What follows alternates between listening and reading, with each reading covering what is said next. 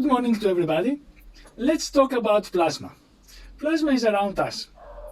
The plasma is everywhere in human tissue, in any kind of tissue, but also in our environment, either solid or soft tissue.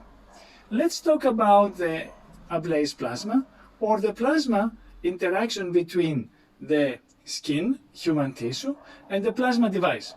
Plasma device is providing an electric spark when it is very close to the human tissue. This electric spark is recognized and it is biomimicking the intracellular communication, because the cells communicate with electric sparks or electrons. So the ablaze or plasma, as we know as plasma devices, they are acting in a similar way as the intracellular communication.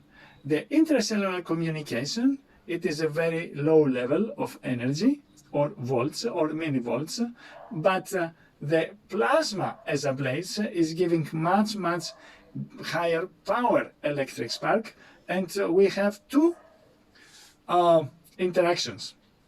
The first interaction, that it is between the neurons, that they receive this electric signal and they transfer this electric signal to the muscles.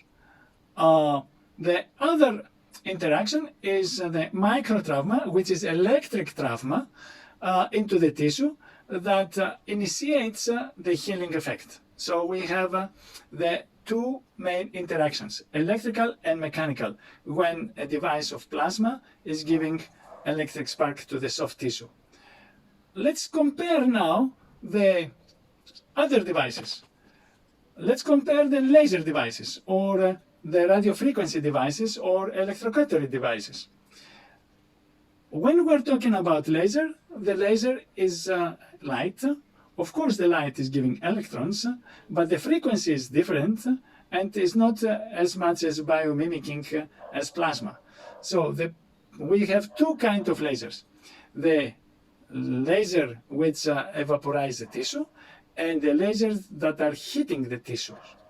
The heating lasers are known as, but not only, as known as hair removal lasers, but the CO2, erbium, and other lasers are known for skin rejuvenation. The difference between these two lasers and plasma is that the laser evaporizes the tissue, and then the results are based on the evaporation, so mechanical trauma. The other kind of laser, like erbium, they have similar results or effects.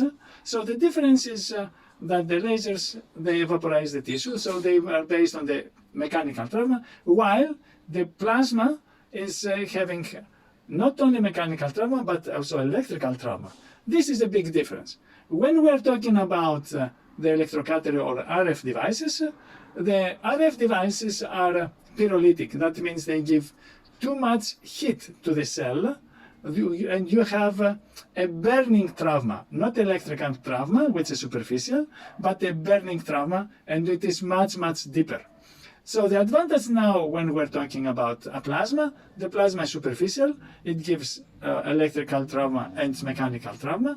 And normally you don't have the complications you have with the other technologies. That's why we consider that plasma is more biocompatible compared to the other devices when we're talking about the human tissue.